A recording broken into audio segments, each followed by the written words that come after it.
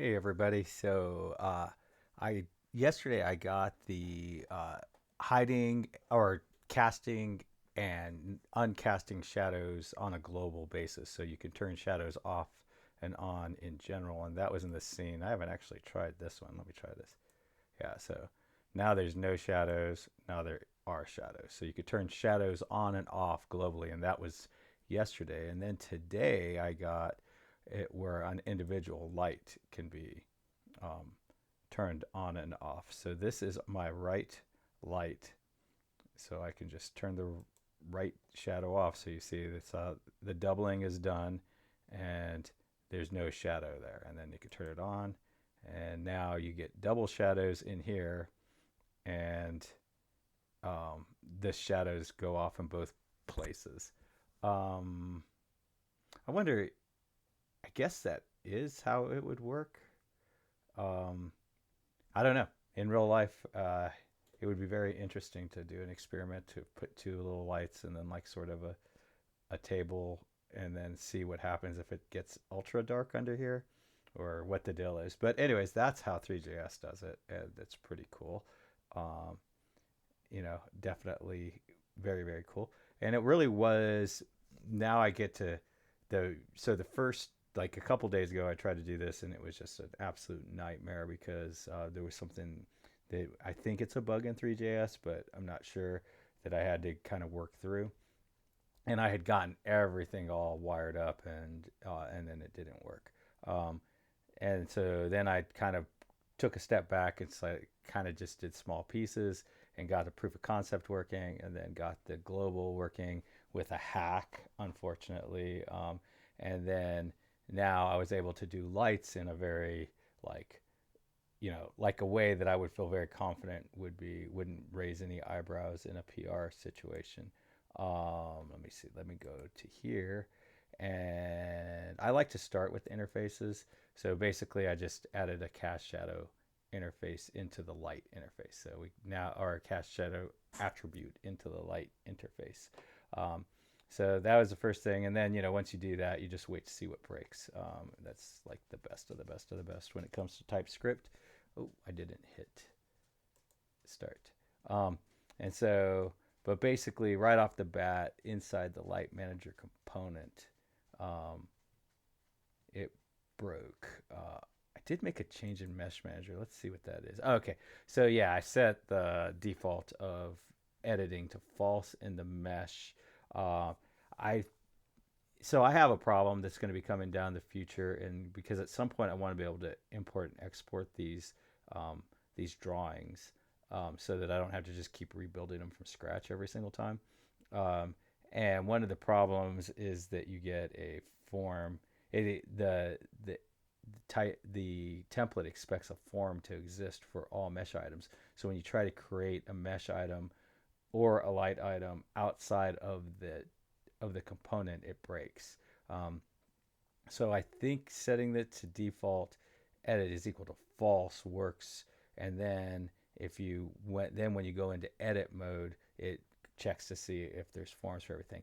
But I think that would also mean that whenever you leave a mesh or a tab, you have to go back into raw view as opposed to edit view, which may not be ideal. Anyways, that's something to work out in the future.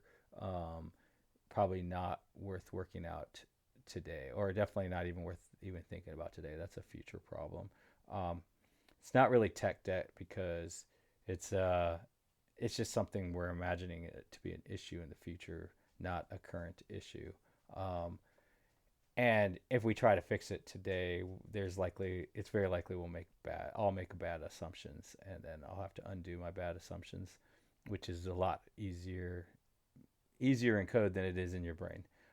Anyways, so in the Light Manager, that's where things broke. Um, but I did bring in a checkbox for this, and so I had to bring in the checkbox module. That threw a really strange error, but I did figure that out eventually, and brought in the checkbox module. And then here's where it broke because there was no cast shadow, so I added the cast shadow in there. And then in my form, so now here, you don't even really have to understand this stuff, right? Like when you're coding it, because you're just kind of copying. Okay, so all the other form items have all the things that are up here. So add cast shadow, and then uh,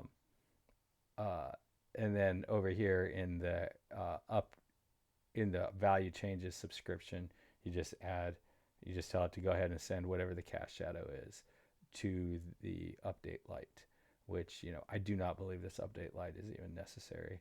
Um, but it might be. Anyways,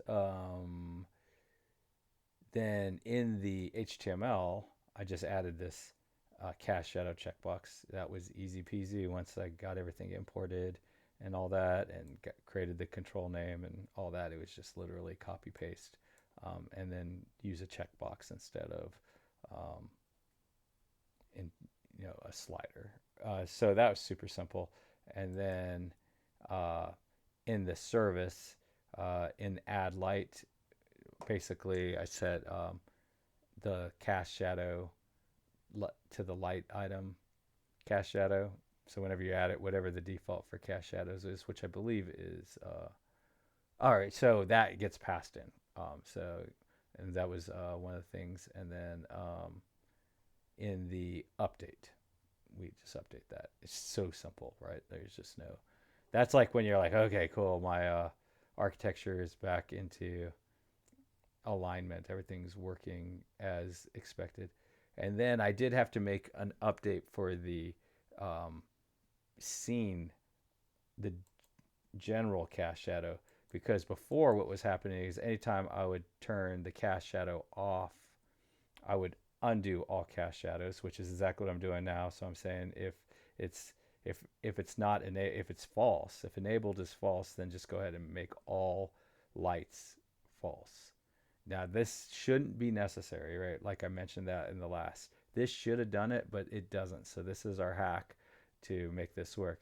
But whenever we turn it back on, so if I turn it off and then I turn it back on, I need this to go back to its original state. So whatever the light item was, make it go back. So if I go over here and I turn one of these guys off, and then I go to scenes and I turn it on and then I turn it back off, you know, that one shouldn't get set to true again. And so this code does that. It's all pretty straightforward. Definitely one thing that makes me, you know, get kind of gives me a warm fuzzy, because you're knowing that, you know, when everything just fits together like this, you know, it's kind of a sign that the architecture is solid. Um, when, you know, 3 days ago, when like everything didn't just fit together like this, it was just like, okay, either there's a bug in ThreeJS or my architecture's got some kind of serious flaw in it. It turned out to be a bug in ThreeJS. Um, and, you know, whenever you have sort of your basic underlying library having a bug, and it is not unusual. I bet you ThreeJS is, you know, hundreds of thousands, if not a million lines of code. Um, there's gonna be bugs in there.